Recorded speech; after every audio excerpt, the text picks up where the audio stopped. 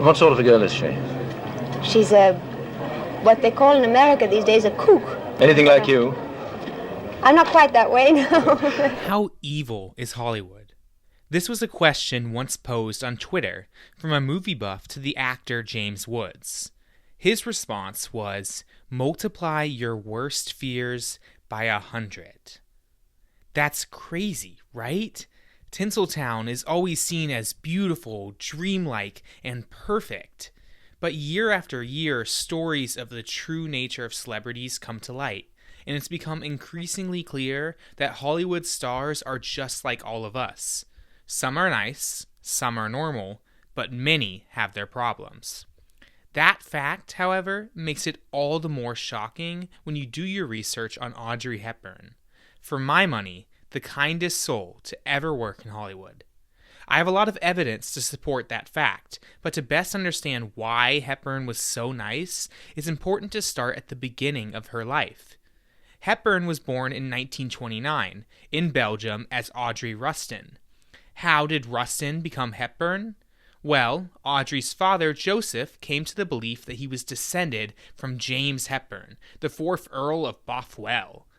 Proud of that ancestral link, Joseph changed his and Audrey's last names to Hepburn-Rustin, which Audrey would later shorten to Hepburn in the wake of a major world event, World War II. Like most people born in the 1920s and 30s, Audrey Hepburn's upbringing was utterly entwined with World War II.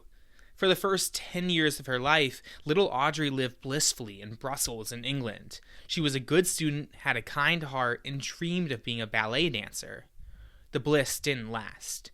In 1939, as Hitler was conquering Europe, Hepburn's mother had the idea to move the family to the Netherlands. She believed that because the Netherlands was a neutral nation during World War I, then it would similarly be free of conflict this go-around.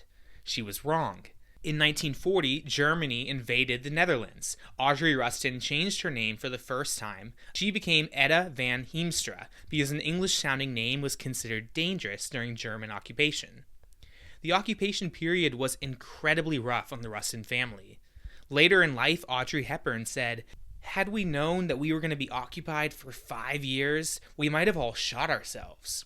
We thought it might be over next week, 6 months, next year. That's how we got through."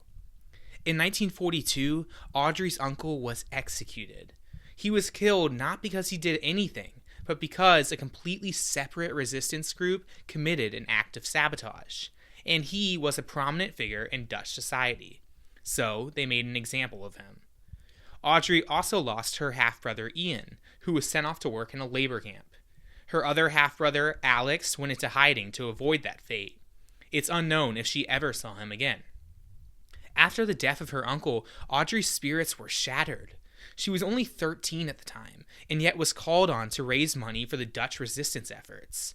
Audrey, channeling her dreams of ballet, began dancing in underground clubs and volunteering at a hospital in the city of Velp.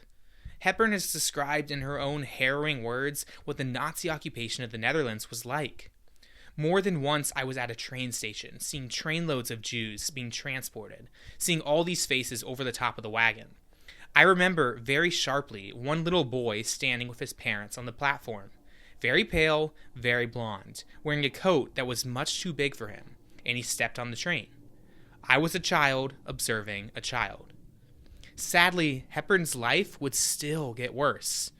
In 1944 and 1945, in retaliation for the Dutch railway strike, the Germans limited all of the food that went in and out of the Netherlands. If you've seen any photos of Audrey Hepburn, you've probably noticed how skinny she was. That wasn't by choice. The forced starving of Audrey and her family for 2 years permanently malnourished her. The family had to resort to making flour out of tulip bulbs just to get carbohydrates. Audrey developed jaundice that made her skin yellowish green, anemia, which reduced her red blood cells substantially, pitting edema, a swelling of the skin, and a respiratory infection that nearly killed her. In fact, it's certain that Audrey Hepburn would have died during the Dutch famine, if not for the aid of her mother's former lover. A British Army officer, he sent thousands of cigarettes to Ella Rustin, who in turn sold them on the black market to buy the penicillin that saved the 16-year-old Audrey. When the war was finally over, Hepburn and her family moved to Amsterdam, where Audrey hoped to continue pursuing her dream of ballet. She was incredible and got a scholarship to go practice ballet in London, finally a dash of good luck for the beaten-down star. But that luck was unfounded. Audrey was told that she was indeed talented, but because of her malnourished figure, she would never be a prima ballerina. It was at this point that Hepburn began focusing on acting. Although we'll never know the heights that Hepburn may have reached as a ballerina, we can know that she was truly a one-of-a-kind actress. Which is your favorite Hepburn role?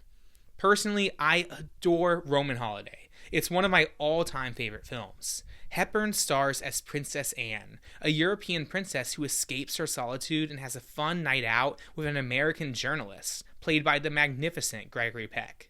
The film is charming from its first second to its last, and almost all of that is owed to the wholesome, innocent, earnest performance delivered by Hepburn. Although Roman Holiday was originally supposed to be billed as a Gregory Peck film introducing Audrey Hepburn, Peck insisted that they share top billing. Director William Wyler agreed. From the moment Hepburn debuted on the silver screen, she was a star. She also won the Academy Award for Best Actress in what was her first of 5 totally deserved nominations. Audrey Hepburn was an EGOT winner in her life, only the 5th person ever to achieve the coveted title of an Emmy, Grammy, Oscar, and Tony. Hepburn's other Oscar nominations came from Billy Wilder's Sabrina, where Hepburn played the titular character and has William Holden and Humphrey Bogart pine over her.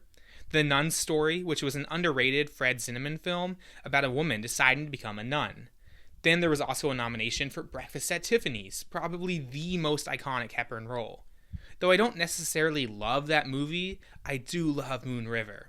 Two drifters off to see the world. There's such a lot of world to see. And also cannot deny how iconic Hepburn's clothing and mannerisms are there. Her final nomination came in 1967 for the Terrence Young film Wait Until Dark. Out of those 4 films, Wait Until Dark is certainly my favorite. And, like Roman Holiday, it's one of my all-time favorite movies, too. In Wait Until Dark, Hepburn plays a blind woman who has to defend herself from home invaders searching for drugs. It's part Home Alone, part Hitchcock, and all fantastic. Seriously, if you haven't seen Wait Until Dark, get on that as soon as possible. It's got an amazing Henry Mancini score, wonderfully crafted blocking and tension, and I have to mention that it's my aunt's favorite movie ever made. Although those were Hepburn's 5 Oscar-nominated roles, she also had great showings in Charade alongside Cary Grant, which was the best Alfred Hitchcock movie that Alfred Hitchcock never made. In Funny Face and My Fair Lady, musicals alongside Fred Astaire and Rex Harrison respectively, Paris When It Sizzles, a screwball comedy where Hepburn reunited with William Holden, and, maybe most underrated of all, I also love her role as Maid Marian in the Robin Hood adaptation, Robin and Marian. Sean Connery is charming as Robin, but Hepburn glows as Marian. There are so many more iconic Hepburn roles, from War and Peace to a small cameo in Steven Spielberg's Always. But with this video, I'm more interested in talking about Hepburn's real life. She was even more graceful off-screen than on, which feels especially powerful given what we know about Audrey's upbringing. Throughout the 1950s, Audrey Hepburn became a radio voice for UNICEF, but it wasn't until her retirement in the 1980s that Hepburn actually began volunteering for the organization too. My own words can't do justice to the immense grace and tireless dedication which filled Audrey Rustin's final 5 years of life. So, listen to this quote from when Hepburn aided Ethiopian orphans in 1988. "I have a broken heart. I feel desperate. I can't stand the idea that 2 million people are in imminent danger of starving to death, many of them children, and not because there isn't tons of food sitting in the northern part of Shoa. I went into rebel country and saw mothers and their children who had walked for 10 days, even 3 weeks, looking for food, settling onto the desert floor into makeshift camps where they may die. Horrible. That image is too much for me. The third world is a term I don't like very much, because we're all one world. I want people to know that the largest part of humanity is suffering." Hepburn also spent that year volunteering in Turkey and South America, where she brought vaccines and clean water to entire communities. Talking about her work in Ecuador and Venezuela, Hepburn said, "I saw tiny mountain communities, slums, and shanty towns receive water systems for the first time by some miracle. And the miracle is UNICEF." But those are just Hepburn's words. One of my favorite quotes describing this final era of the star's life comes from United Nations photographer John Isaac. He said, "Often the kids would have flies all over them, but she would just go hug them. I had never seen that. Other people had a certain amount of hesitation, but she would just grab them. Children would just come up to her to hold her hand, touch her. She was like the Pied Piper." Hepburn fought famine in Ethiopia, Bangladesh, Vietnam, and finally, Somalia. After she returned from Somalia, Hepburn reportedly experienced abdominal pain. Medical tests revealed that she had developed cancer of the abdomen. It was fast-acting. Hepburn spent the final weeks of her life in a bed in Switzerland. Occasionally, she managed to walk in her garden. But on January 20th, 1993, Audrey Kathleen Rustin died. She was only 63. An outpouring of love and support came, with Gregory Peck, Elizabeth Taylor, and the Dutch royal family all sending flower arrangements to the Hepburn estate. Audrey Hepburn's legacy extends beyond just the movie screen. Sure, she was an EGOT winner, a movie star of the highest order, and was named the third greatest female star of all time by AFI, but Hepburn is also remembered as a fashion icon, a recipient of the Presidential Medal of Freedom, and as one of the greatest UNICEF goodwill ambassadors of all time. I think it's important to recognize all the dark sides of Hollywood. Here at When the Pictures Got Bigger, we certainly have episodes focusing on those annals of Hollywood history.